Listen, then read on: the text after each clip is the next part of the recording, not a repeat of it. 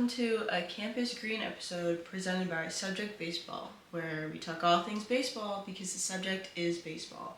Today I had the joy of having my friend Tony come talk to me about baseball. His team is the Yankees, which, we're not going to hold against him. We talked about his experience being a fan and growing up playing baseball and some cool interactions and experiences he's had, just to give you guys an example of what being a fan could look like for you. You don't have to be this super hardcore, I know everything about every single player, because that's practically impossible, and that's what the internet's for. So these fan interviews that are going to come out are just, examples of real life fans for you guys to get inspiration from and say, oh, I kind of like how they did that, I like that, I like whatever. As always, stick around for the extra credit. At the end of the episode, it's a list of podcasts and other YouTubers to go check out if you want some more baseball media in your life. But now, let's get into the episode. And I love the I got this guy yesterday. There was a group of us who went to Dave & Buster's. Nice. And I was like, Maddie, this duck has the ball on. Well, the he's bee. got a ball on. I didn't even see. He's got a The little bee. Yeah, he's got a I Boston thought that's why you hat. got it. Yeah, I thought the I was connection like, was Boston. But No, I freaked out when I saw it. I'm ready. Yay! Yay! Yay! Okay, I've kind of figured out that there are like 4-ish types of baseball fans that we'll break it down into. So there's like the all-knowing, I know everything, all the stats, and then like I would say I'm like a hardcore biased. Like I know a lot about one team. You could not ask me questions about any other team. And then there's like the casual fan who catches a game or two, and then the just for looks fan. So where in that do you think that you would fall? I'm definitely more towards like the bias towards the team, and also like all around general knowledge. Lately over the last like couple of years, well, more so like a year and a half, not really all around, but definitely bias is where I probably would say the most. So. Right. And you want to tell everyone what team you're rooting for? I'm a New York Yankees fan. Boo! Go Bronx! No. Ugh. Gosh, I can't. Like, there's like, I can only hold so much space for Yankees fans, and you occupy like one space. I'm a big person. And there's I'm a big person. I take a lot of space. There's like only so much space in my life, and I met someone the other day, and he was like, I'm a Yankees fan, and I was like, I think I have enough of those. We are in New York. I know, but we're like North New York, and so like I feel like the more northwest you get, the more like east-south you get. Does that make sense? Right. So like everybody up here doesn't not agree, but they don't align with like the city. Yeah. So like if you're like, I'm a Yankees fan, it's like, oh, gosh, but you could be like a Boston fan. But I'm partial. My dad was born and raised in the Bronx. I was born into it. I know. Okay, so this leads into the next question. Did you choose your team, or was it kind of like inherited by your parents? Both. I mean, I had the luxury of choosing the team that if I wanted to root for. Only rule in our house was obviously no Boston. But I was definitely born into it, I would say, and I chose the Yankees obviously because I just love the culture around the team. Because my dad was born and raised in the Bronx, really downtown, 2 blocks over from the stadium. So, I mean, he went to games all the time as a kid, and I've gone to games. Every year his birthday, we try and go down for my birthday to watch the Yankee game and stuff. So, definitely watched a lot of games. And when my first year at college, I went out to like see. I was near Boston, but every Yankee game there was, I went to go see a Yankee game between Yankees and Red Sox. So it was great. But you saw it at Fenway. I did. I've been to both Fenway and Yankee Stadium. Okay. Which one do you like better? If you're going for the history, Fenway, but aesthetics, I'm gonna say Yankee Stadium. Really? Yes, because I love like the white pillars, the bleachers, and all that stuff. It's very nice. But Fenway does offer you to be closer to the players because your right field is by your bullpen, so you're literally right on top of the players. Yeah. So that's nice about Fenway, and I think like history wise, Fenway, but like kind of aesthetic wise, Yankee Stadium. So have you only been to the Yankee Stadium in Fenway? Or I've been to Yankee Stadium, Fenway, PNC Park, home of the Pirates, and I've been to the AAA Pirates Field in Indianapolis called Victory Field. That's where their AAA team plays. So those are like the 4 stadiums I've been to. Have you made it to a Valley Cats game? Valley Cats. Yeah, those two. Yeah, but Joe Bruno played there for many years for high school. All of our sectional finals were played at Joe Bruno. So that's a stadium that to me I've been to for countless times. The last time I've been to a Valley Cats game was shortly after Carlos Correa and Jose Altuve were there playing for. Because at that point they were still the Astros farm team. Right. Before now they're independent now, but so they were still the Astros team. That was the last time I went. So it's been quite a long time since I've been to a Valley Cats game, but Joe Bruno, I'm there a lot. I've been there a lot too. So Joe Bruno, not a stranger to at all. Do you remember your first game? Like, did you play baseball when you were a kid? Yeah. So I started baseball actually a year early because my parents were the coaches. So I started playing t-ball when I was still 2 before I turned 3 years old. So I started. Baby tiny Tony. I have a picture literally. Like, if you picture Small from the Sandlot. That was me, like in Little League, was small from the Sandlot. I was a short, pudgy kid, and one of the pictures I actually had finger pointing, wouldn't bat my shoulder, and was standing like this with our Yankee things on, with our Yankee t-shirts on and stuff. But yeah, so I started playing baseball at 2, and then up and through the years, obviously I've grown and I went through all the levels for Little League, from t-ball to farm to minors, majors, and then obviously high school, modified JV, varsity. And then travel ball was a lot of my summers when I was younger. I mean, I played for 2-3 teams a summer, so it was like definitely, I'd go from, wake up, go to work, go play baseball, go back to work or whatever. And sometimes it'll be, I have a game in Albany, now I have a game in Troy, now I have a game in Schenectady. Oh, now we're going to Syracuse, now we're going to Utica. So it was just a lot of bouncing around and stuff. And then played 1 year of college ball, which was nice. But then my major got to be really intensive, so I had to stop playing college ball. But it was nice to play at least 1 year at the college level, for sure. Yeah, so do you remember your first game, going to, and watching? Yeah. So, believe it or not, my first game was when I was 14. It was a Yankees-Dodgers game. It was a great game to watch. I mean, Kershaw was starting for Dodgers, and I was kind of partial to that because, even though I'm not a Dodgers fan, Clayton Kershaw to me is one of the best pitchers in all of baseball. So, love that man dearly. So sad he's actually retiring. But that was my first game, and I remember we were in right field. We were at the right field porch, 2 rows over from the pole, and we had a great spot. And we went with some of our friends who bowl as well, and it was a great time. Oh my gosh, we had a blast because we take the bus down. We meet in Rotterdam at Wake Tours and take the bus down, and it was a blast. Oh my gosh! And then we went years after, so it was Dodgers Yankees, and it was Red Sox Yankees, and the following year was also Red Sox Yankees. Then we saw Blue Jays Yankees, so we saw kind of good rivalry games between the Dodgers and Red Sox and then Blue Jays and stuff. So that made it easier to go to as well. And then my first couple games at Fenway, I remember actually my first ever game at Fenway. It was when I was at college. I went. It was Kenley Jensen was pitching, so it was the 8th inning I think it was, and Oswaldo Cabrera was up the bat. And he snuck one around the line. It was a home run, but snuck around the right field line, and it hit 2 seats over me, 2 rows over from me, and no one's there. So I went over there, and I remember this. He was a teenager, so I don't feel bad for doing it. But he's a teenager. He's coming to try and get the ball, just kind of shoulder bump. I'm like, nope, mine. And then I get the ball and stuff, whatever. And then one of the people I was with, her mom sent a text saying, "Are you sitting next to a guy in a gray Yankees jersey? We take a picture with me and the ball." She goes, "That's the guy who got the ball." So my first. I saw you on TV. Yeah, because they panned it over, so it was amazing. So yeah, so that's my most memorable game is that. But I mean, the first ever game I said was Yankees Dodgers, in Yankee Stadium, and it was an absolute blast. It was middle of June, great time. So that's hot. Middle of June. That's hot. June 18th, so around my birthday. Yeah, played a long time. You played the sport. What did you love about it, and why is it drawn you in and kept your attention? Because sometimes we play these sports when we're kids, oh my gosh, I played soccer, I did horseback riding, but I never stuck with it because I didn't find this passion and love for it. So what about the sport kept this passion and love that you've had?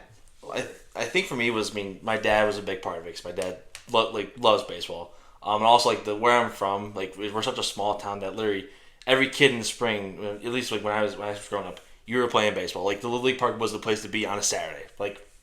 From 8 a.m. till whatever the latest game was, that park was popping and everyone was there and stuff. You're talking, you're hanging out with your friends, And even like after, like during the week and stuff, you have practice, but also you go down, you play kickball, we play wiffle ball at the farm, at the stadium and stuff. So it was great to be there, and I think just kind of the whole culture around baseball made me get into it. Like I said, besides where I live and my parents and stuff, I mean the whole culture of it was great, and it's a sport that I picked up and I love and never will look back at it. It's something I wish to, obviously still wish to be doing, but I mean I was gonna be around baseball forever because it's something I love. So yeah, it's gonna be definitely like. Raise your kids and be like, this player. Yeah, okay. The TV's on, the baseball game is on, everybody shut up. Yeah. The only thing I will say is when I do have kids, if they don't want to be a catcher, fine, because my knees are shot. What is a catcher? Yeah, you were a catcher? Catcher and first baseman, and I caught for 16 years straight, and my knees are not liking me much. Not liking me much anymore. I mean, I'm not that old, but they're not liking me at all. You'll wake up sometimes in the morning, you'll crack, like, that feels better now that they cracked, but. Yeah, so, but no, I enjoyed catching because also, I mean, I was involved in every play, so that's kind of what made me fall in love with baseball even more was watching it to grow because, I mean, growing up, I was watching Yadier Molina was my idol for catching, like, hands down. I would sit there, like, again, not a Cardinals fan, but I would sit there and just watch him over and over to learn how he caught, learn all the, how everything about it and stuff, so I loved it, and, I mean, baseball, like, for us was a way to, enjoy, not only kill time, but enjoy sports, and just learn, because I mean the best way for me to watch it was watching it, and then you pick on things that happen, and you get to know more about the game. So it's just something that I've always loved, and the culture of it is really the biggest part of it. Yeah, it's definitely like if you're even slightly interested in baseball, you will have like everybody in like a 5-mile radius will be like, you like baseball? Here's a team. Here's what you need to know. Here's these people that you need to know. Here's these plays, these stories.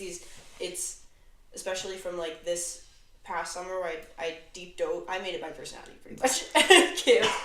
And everyone was like, oh, there's Marleigh who's here for baseball. And my roommates I would keep score for the games that I could watch. And I would be like, she's down at the office. She's watching the games. Yeah. She's got her scorebook.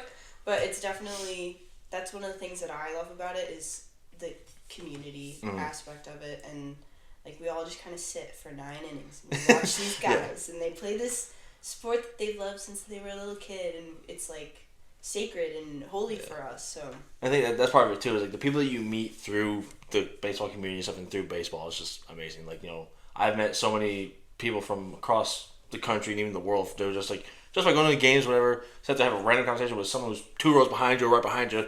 Don't know who they are, where they're from. You just sit there and talk about it because it's obviously a baseball game and stuff. So it's awesome, and the people you meet too make it worth it too. Do you find it easy to start conversations in stadiums? Oh, 100%. 100%.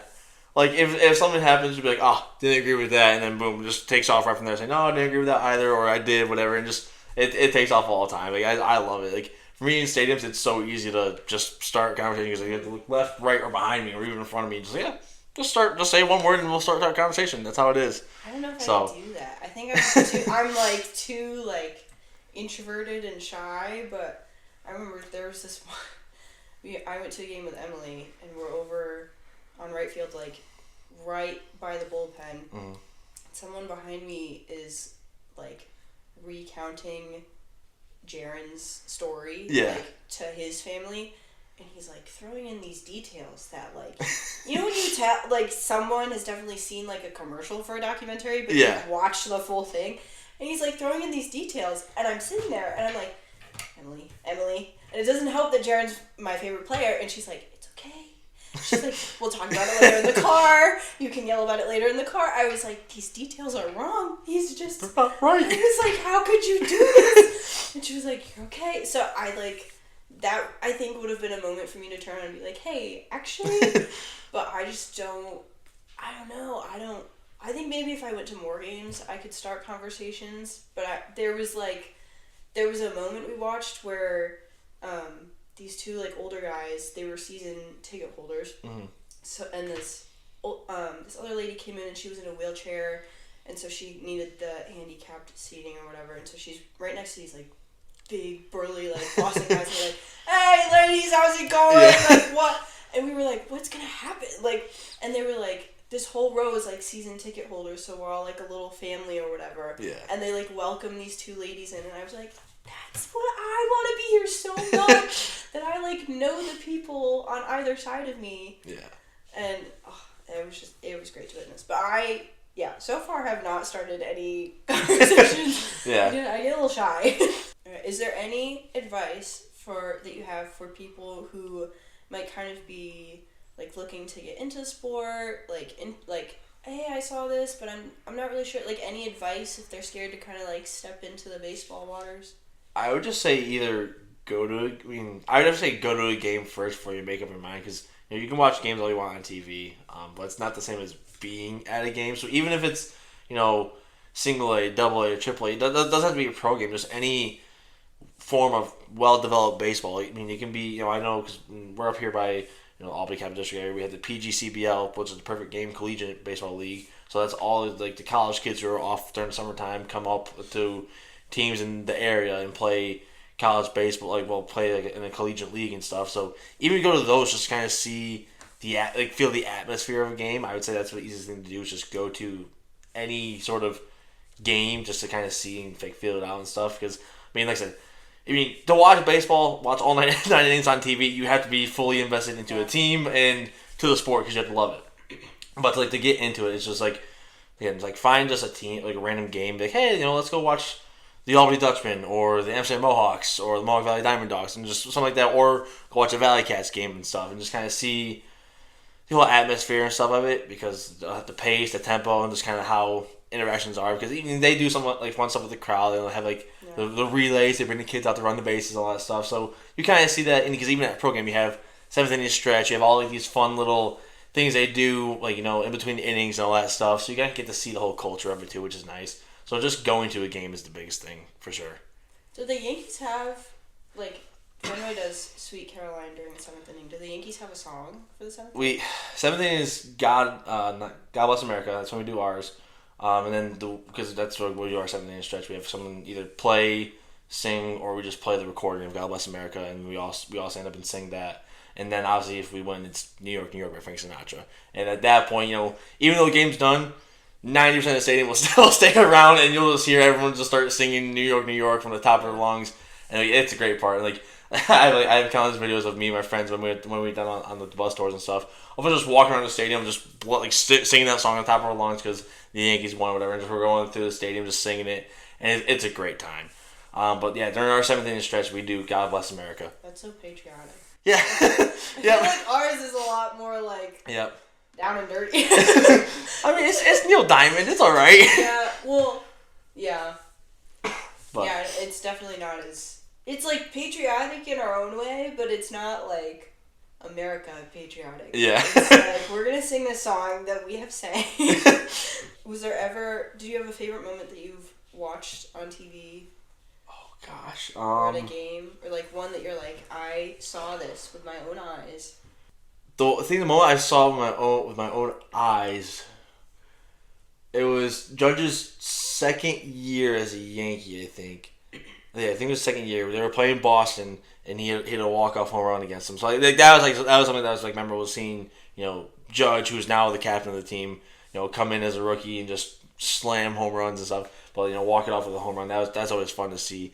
I mean, I've seen a lot of walk-offs with home runs and stuff. So that makes it invigorating too, because obviously walking off a home run, nothing beats that, because your whole team's already out of the bench. At the home plate, showering with the water, whatever, coming down the line. So that part's amazing. And I think on TV, gosh, I think this is not towards the Yankees stuff, but any perfect game that's thrown is just amazing to watch, because that is 9 innings of baseball that you've thrown, at least probably 90 pitches that's a pitcher's thrown, and it's amazing to see. I've never seen one in person, but even just watching it on television is something that you have to watch and just tune into. So that was great, and just kind of the whole things behind that, but definitely a walk-off home run for me is the most memorable, especially when it's Yankees beating Boston. Mm-hmm. It's great for us. Well, great for me, not for you, but for me. Sure. So yeah, it's great. I'm sure. And then obviously watching a home run live and getting the ball from that too. That nothing will beat that. Cool. That's awesome. Yeah, of all the places the ball could have landed 2 rows over. Well, I'm close one to it. I'm getting it. So crazy. Yeah. We had, I think, one of my coolest moments. I went to my uncle. He was on the way there. He was check the roster, who's on the lineup, who's playing or whatever. And so I checked, and I was like, oh, like, it was a bad lineup. You know, you just have those players that you're like, oh, you shouldn't be there. I feel like you should not. One of these is not like the other. You're not there. It's Connor Wong for me. I'm like, when this guy's up, I don't know what it is. He seems like a great guy.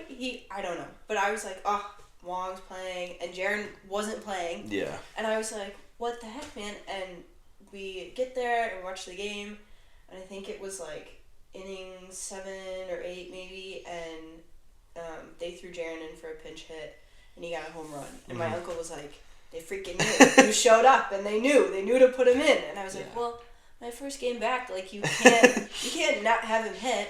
Yeah. So. No, I definitely feel. I mean, especially now with Curry, he's about like. He's developed to be a pretty okay player, but like Jazz Chisholm, when he first came in, I'm like I'm not sure how I feel about this, you know. And then Glaber for a while, I was like, why are we having Glaber play? Like, why?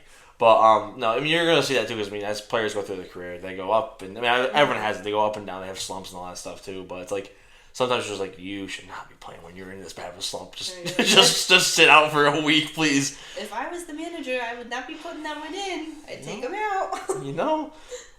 Have you ever I asked Boone that. I asked Boone that question. Why are we thinking Nestor Cortez against Freddie Freeman? We'll never know the answer to that. I have a video of us last year when that happened when we were playing the Dodgers.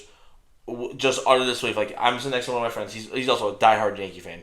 Then so before the pitch is thrown, one of our other buddies is sitting across the couch. He goes, he's also a Yankee fan. He goes, I swear to gosh, if Nestor gives a grand slam to Freddie, I quit. This was before the pitch was even thrown. Out of the hand, I go, that's gone. And then, there it is. And then all of us like, oh, history, Freddie Freeman hit a grand slam. And we're all just like, oh, I'm sitting there like this. I'm like, my friend next to me is like in tears.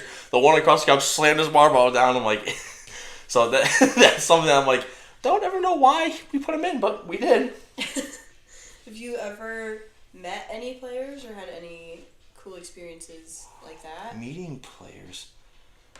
I've met a lot when they were in AAA ball, except from the Valley Cats and stuff. I got to see the last couple years of Correa and Altuve.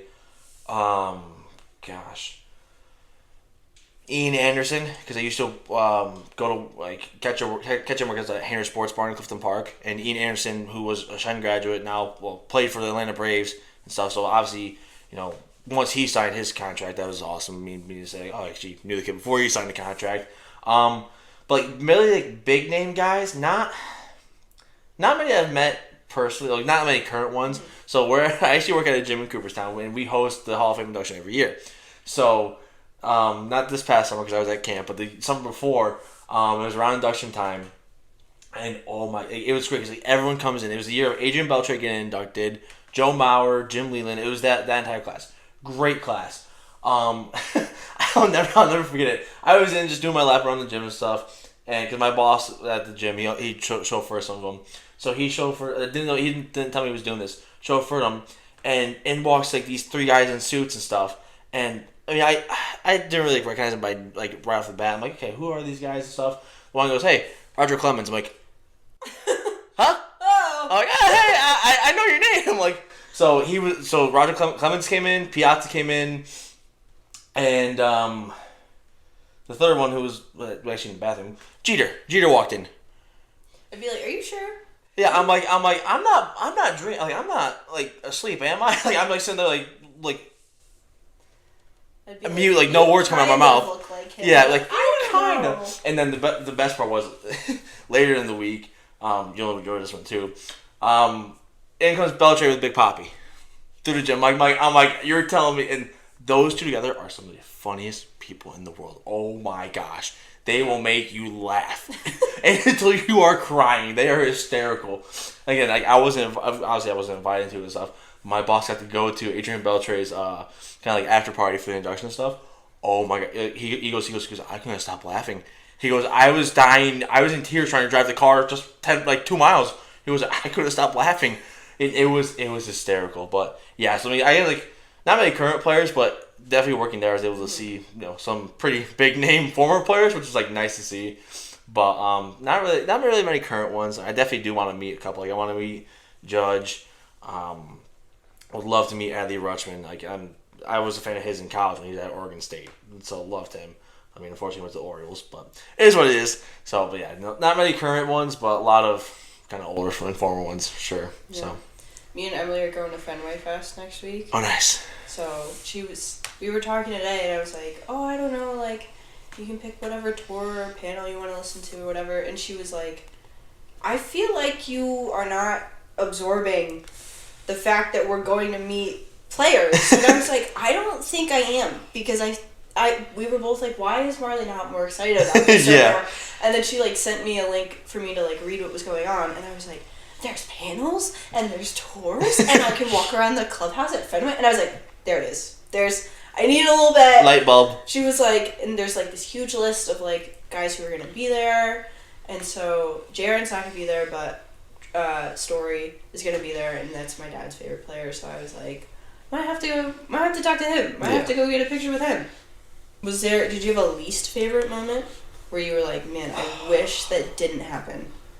Which could be a lot of stuff. I mean, anytime they lose, it can. The afraid if you walk off, like, why are we throwing that? Sure, just came off elbow injury. But never will understand that. But no, I mean, I guess I've had always a pretty well-rounded and pretty good experience with baseball. I mean, whether it's been a game that I've either watched on TV or have been to in person, I've had a pretty good experience with baseball. Now, my fair share of playing baseball, well, that's different. I've had many experiences where, like, well, this was a crap show. But that's all right. So playing, I guess, like from the player aspect, I've seen more of the not good sides of it. But like as a fan, I've seen, obviously, you're gonna see not good parts of it too. But I really haven't had any moments I'm like, oh, that's my least favorite or whatever. So how can you not be romantic about baseball? It's great. 162 games. They're gonna break your heart 150 times. Your heart rate's gonna go from nice little 80 to 170 through the roof. Like, why do we know this? They're like, no, wait, yes, go. So it happens a lot, it's what it is. I've heard people take baseball naps. So oh, yeah. They fall asleep, like, second inning, and they wake up, and they're like, oh, yeah, like, inning. How did you do that? I'll be honest, like, if you're a fan getting into it, I can see, second through fourth inning, it could drag. Second through fifth inning, it could drag because, game's so early, not much is happening. But, like, from, like, bottom of the fifth, top of the sixth, that's when you're like, okay, I gotta kind of lock in. I gotta lock in because the last, like, 3.5, 4 innings, like, okay, you gotta kind of focus here. Yeah. But, no, it's always fun to watch and see. Do you have any current opinions on trades? Trade, gosh. Who you wish you had? Anyone you were like, that's a horrible idea? Pete Alonso leaving the Mets, I'm not sure how to feel about that one. I think it will do him well, I think. Nothing against the Mets, but I think that his time in Queens is well overdue. And he's a different place to go to. As far as Yankee pitching staff, I mean, we've kind of traded a lot of our pitchers to give us a cap salary, which we need because we need a better pitching staff because, I mean, yes, we have Garrett Cole. Yes, we have... Max Fried. So we have a couple of people that can help us out, but Cole just came off of Tommy John, so not sure how he's going to really be doing this year. And we relied heavily on Fried last year, but, like, I mean, not saying that Fried's not at all a bad pitcher. He's a great pitcher at all. But, again, we're in the AL East. Teams start to tee off on that after you see us one time, hence the Blue Jays. And that's a team that this year... I mean, I knew they were having a good offense, but their offense this year was just through the roof, all around amazing. I couldn't fathom that. I mean, it was a great. I enjoyed watching the World Series this year. I really enjoyed watching it, and it was a great time to watch. But trades and stuff. I mean, everything's obviously so everything's still going to happen. People are still going to move around. But I think the biggest one really was Alonso leaving the Mets. I'm like that might do Alonso good. It might do him well. I mean, I'm not sure because I can't predict the future, but it might do him well. So we'll see. I mean, we'll see what happens and stuff. But yeah, I definitely don't follow. There's just so many people, and especially when they throw in like trading from the minors. Yes. How do we know who all of these people? And there's so many trades. There's so many trades that involve. Oh, I'll give you this guy and 4 of our minors guys. Like I know one name on this list of 5. 4 people existed. And also in this thing, like there's a lot of teams in baseball, but when all the trades happen at once, like you just lose count. Like who just got traded because you see trade alert, and then you see Trade alert just came on going 14 trade alerts in the world. I'm like, don't know who just got traded, but we'll figure it out. So, yeah, I mean, trades are hard to follow, but overall, it has to be like a big trade for it to be well known. Like I said, the Alonso one was a big one. And then Soto to the Mets last year. That was a big one. Kind of happy that it didn't work out for them. But that's all right. Hey, you paid the right fielder. That's fine. But, yeah. So there's obviously things happen and stuff. I mean, there are some smart trades that I think the Yankees have done, but then there's also some dumb trades we've done. So. Yeah, there was one, I don't remember any of the names, but I saw one just like flash up on my phone. It was like, this whole offseason the Red Sox were looking for pitching. And then it was like, oh, we traded this pitcher for this other pitcher. Why? I thought we were buying pitching. Why are we getting rid of one? So I was like, what is happening? And then the one that never made sense for me was when you guys lost Chris Sale for a couple of years. Why you guys got rid of one of the most dominant lefties in arguably all of baseball was beyond me. I'm like, yes, Chris Sale's older now, but he's still a great pitcher. I'm like, and why you guys got rid of him? I could not fathom that. I mean, I love this Yankee. I'm like, sweet, Sale's not in our division anymore. Love this, sweet, get him out of here. But just like as a baseball fan, I could not imagine why that happened at all. Like, there are some times where I'm like, put me back there. I don't know. I don't know anything about making trades and like what goes into it, but I bet I could have made a better decision than that one. There was I went to a Christmas party, and one of the guys there is like really into baseball, and he knows I'm into baseball, and so he's like trying to have a conversation with me, and the TV's going on, and his girlfriend's like in between us, and he said something about the Orioles trade that happened, and he just kind of looks at me, and he's like, yeah, and the Orioles, and he's like waiting for me to, and I was like, yeah, and he was like, they're from Baltimore. He leans over to his girlfriend. He's like, did she hear me? The TV's on, and she's like, no, she heard you. She just said, I was like, I don't know. Yeah. I don't know. That's a squad that I think with good management and obviously a couple more additions here and there will be. I mean, they didn't have a bad squad, not this past year, but the year before they didn't have a bad squad. I mean, this year they really didn't do much, but they need a couple pieces to their puzzle. But then they're still a young team that's really willing to grow and can grow. I mean, like I said, you have Gunnar Henderson now, you've got Adley Rutschman, you've got Holiday's kid in there. So I mean, they're still younger and stuff. But they said they need a couple pieces to go, and better management style, and then I think the Orioles will be a team that the AL East will have to watch out for. I mean, Blue Jays are the Blue Jays. Don Mattingly and that team is beyond insane. I mean, Boone and the Yankees. We're the Yankees. What do you want us to do? We're the Yankees. Like we pay big names. Sometimes it works out. Sometimes it doesn't. Trust our organization a little bit. That's the only thing, as a Yankees fan, that's the only thing I wish because when we were winning all of our World Series and stuff, I mean, yeah, we paid for a couple of big name players, but for most of all, our team was just guys we had through from our minor system. Joe Girardi was on our team, so it's like seeing everyone come through was like they were from our system, and yeah, they weren't the most big names, but they won us titles. Or now it's like, okay, we're just like Dodgers. I want to buy you, and you. Mookie Betts. I want to buy you, Mookie Betts. And sure enough, Mookie goes to L.A. No, Mookie. He's a great baseball player all around. That man is talented all around an athlete. Mm-hmm. Love him too as he bowls. He bowls? Oh, yeah. He shot 300 at the PBA World Series bowling qualifier 2 years ago. See, these players just go off and do these side quests. Like, first off, bowling on those patterns are not easy. I've bowled on them. They're not the easiest patterns in the world. And for Mookie to say, oh yeah, I'm going to play baseball. Yeah, I'm going to go bowl a tournament and shoot 300 on the pattern and almost make the cut for TV show. Pretty good for Mookie. Another, I mean, he's not a pitcher, but it's another, arm. I feel like you wouldn't want to overwork your arm bowling. It is more natural, though. Underhand is more natural than overhand. Yeah. Because that's what you get. Clicking shoulders and Tommy John, rotator injuries. Where bowling's like, okay, just swing the arm. That makes sense, yeah. So, but yeah, I mean, like I said, even though he played for the Red Sox, Mookie's a great guy, great person. Big fan of his too. I would have no issue meeting Mookie Betts. even again, as a Yankees fan, would love to meet Mookie Betts one day. Love to. So, but yeah. Are you gonna watch the World Baseball Classic? I definitely am. Yeah, I am fully invested. That every year comes on. Every year it's on. I am fully invested. Do you have a team? Yes, Team USA. Well, hey. Come on, Well, Team USA. I mean, I'm partially biased to my Italian team. Love you, Anthony Rizzo. Love you dearly, but I mean, you gotta root for Team USA. Like I'm rooting for Mexico, so. They have a good squad, but for me, it goes Team USA and then Team Italy. Love me, my Italians. I was watching some old 2023 games and was hearing all these stats about Great Britain.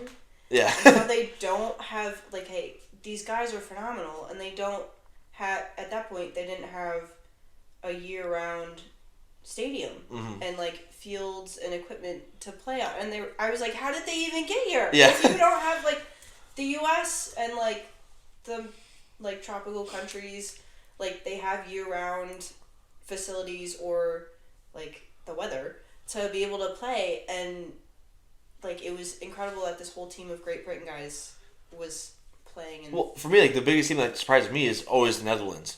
I remember when Adam Jones and stuff, and this is a couple years ago when many of the Orioles players were actually from the Netherlands and stuff, and there was Netherlands versus Venezuela or the Netherlands versus Cuba, and you have names like Salvador Perez, Yadier Molina for Puerto Rico, all these other names. You got Manny Machado playing, and then you see the Netherlands come in who are from really not the tropical areas. You think okay, Venezuela, Puerto Rico, Cuba, USA, Mexico.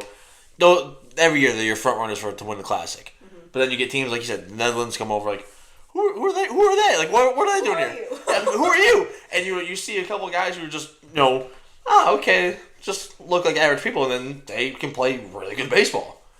But I think that's one thing that's kind of unique about the World Baseball Classic is you can, as long as you trace your heritage and have proof of it, you can play for your national heritage. It's why Anthony Rizzo plays for Team Italy, because he can go back, trace it to where it's within at least 3 to 4 generations, and say, here's my family from Italy. I can play for this, and you can play for.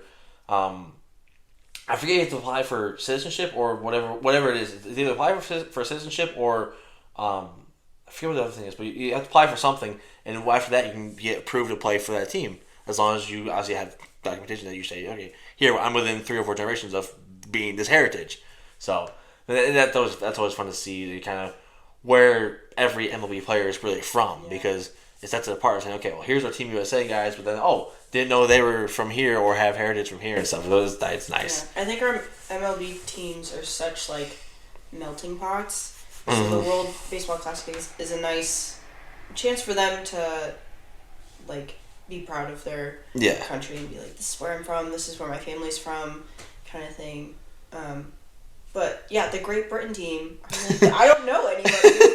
Who these guys just show up? What? And I think it's also a nice opportunity for the players who are in independent leagues and lesser known organizations, and they get a chance to shine. So it's really cool. Yeah. It's like our Olympics. Basically. Yeah. And flipping the table. So what do you think about playing in Japan or playing in Mexico?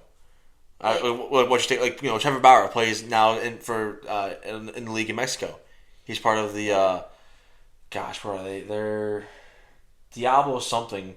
But he plays in the Mexican league, and then you have somebody like Shohei Ohtani, Yamamoto. They all came from playing in Japan and stuff.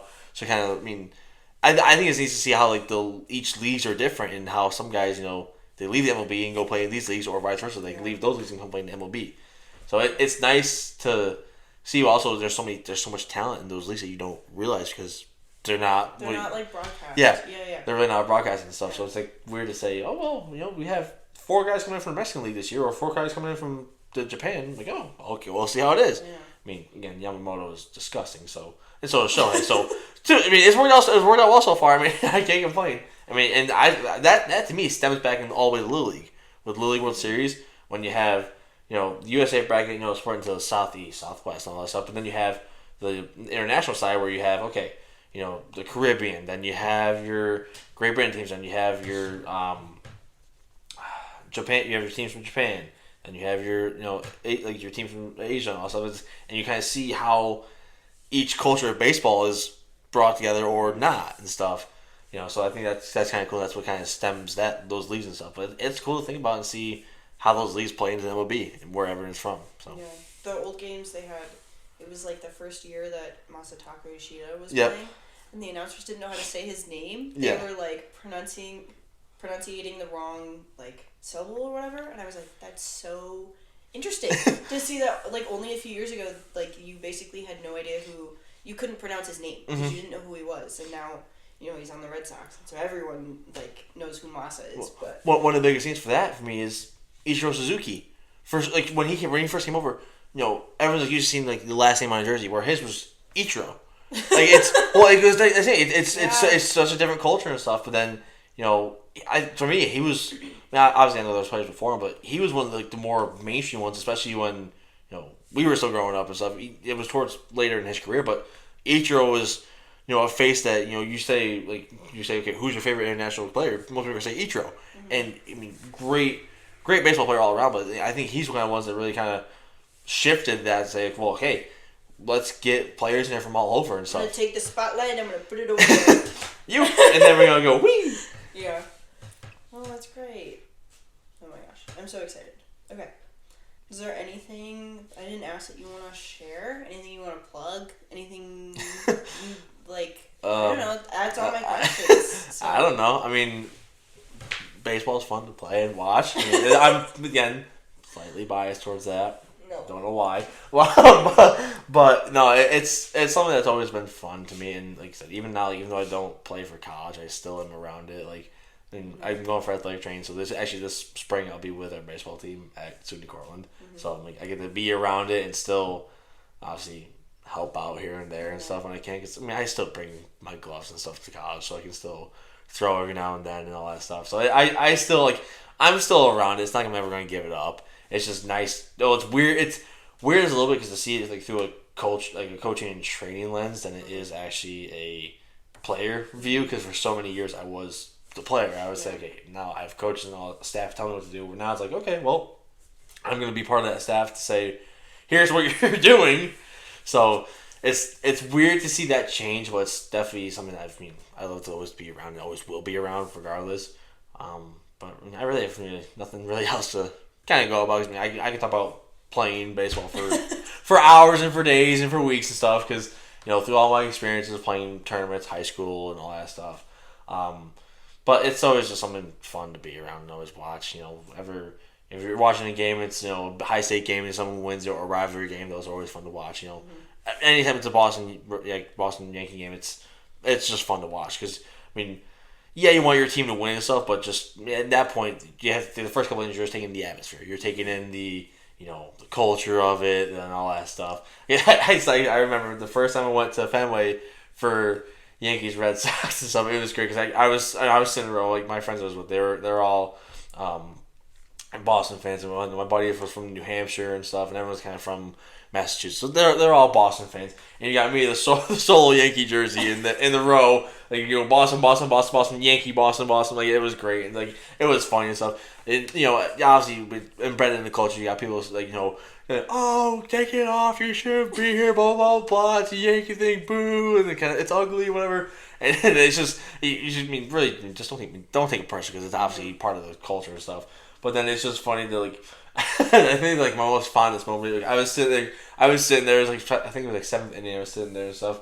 This guy's walking up with four, like a handful of beers and stuff, trying to walk up the stairs. And he goes, "Go back to New York." He goes, "I don't want to see that." Goes 2 steps, takes 2 more steps, falls, trips, spills the beer all over him. I'm like, scoreboard, because we were up by 2 runs. It was 6-4. I'm like, scoreboard. So it's just fun stuff like that. But the whole culture around baseball is just great and something that keeps you interested, but also keeps you involved as well. So, I was behind a row of college frat boys, and it was Yankee Boston, and they were all friends, and I was like, I don't know, I feel like half of them are gonna turn around and yell at me if I start to cheer, and the other half are gonna I don't know, rag with me back on the Yankees fans. I was like, I don't know what are we doing here? Yeah. How are we all? Yeah, no, I get that for sure. It was the guys who live with that college. Me and my buddy Michael, we're love diehard Yankee fans, love the Yankees. And then you got our other buddy Sean. He's from Philly, so lives and breathes the Phillies and stuff. So we'll sit there and stuff, and in our little group chat, so they're like kind of like trolling each other. It's like, oh no, this happened there. Oh my gosh, the time in the World Series when Judge dropped the ball. Oh my gosh, like the amount of memes we got sent saying Times Square is not dropping the oil ball this year. It's a picture of Judge dropping the baseball. It's like, thanks for saying that. You really don't got to, but no, it's just fun always to be invested, especially when you're close with the team. It's something fun to be invested with. You definitely think there's like those moments where you're like, oh, could we just forget about it? There's 162 games in a season. Yeah. There's however many seasons that player plays, but you're always going to bring it back to that one moment. That one moment. I mean, hey, for you guys, it's just missing the ground ball and through the wickets. There it goes. Whee! No. Every team's got it. Every team's got it. You know, I mean, you gotta. The Jets have the butt fumble. If you want to go to football too, the Jets have the butt fumble. You know, there's that. You got Mark Sanchez with the butt fumble. You got baseball. You got Judge dropping the ball. Boston missing the ground ball. It happens a lot. You know, there's some moments where like, well, I wish you to forget about it, but you can't. It's just it's part of history. But yeah. All right. Well, thank you for your time. Yeah. This was so fun. It was. We'll have to do it again. For sure. Some other stuff happens. Yeah, okay. Thank you for joining me. Yeah. Thanks for having me. Thank you for watching. As always, you can send in emails, you can send in a voicemail, Instagram message, TikTok DM, whatever you want to do. All that information to contact me is down in the description of the video. And we'll see you next week. Welcome to the extra credit portion of the episode. Thanks for listening to this episode, and here are some other podcasts or resources if you decided subject baseball isn't really for you. If you're looking for Red Sox media specifically, besides the tens of TV shows and movies out there, the Section 10 podcast talks statistics, and they post an episode after each series. You can listen to anywhere you get your podcasts, but I think it's funnier to watch these guys on YouTube. The NESN reporters do a podcast called 310 to Left, and there's also the Fenway Rundown. 310 is found on the NESN YouTube channel, but you can also listen to it wherever you get your podcasts. Fenway Rundown can be found on the Mass Live YouTube or anywhere you listen to your podcasts. For more casual sports information, check out Katie Nolan. She has a SiriusXM podcast and a YouTube channel where she posts her shorter videos. While she's not sports specifically, and she's all things Philly, Kylie Kelsey's podcast Not Gonna Lie shines the light on women in sports if you're looking for some female empowerment. Baseball Explained is a channel on YouTube with shorter explanation videos on a variety of baseball topics. Baseball is Dead, Foul Territory, and Baseball Today are the most popular podcasts when you search baseball on Spotify. There's also Mookie Betts' podcast called On Base with Mookie Betts. Feel free to share other baseball or sports podcasts down in the comments for our new fan friends. And thanks again for listening to Subject Baseball.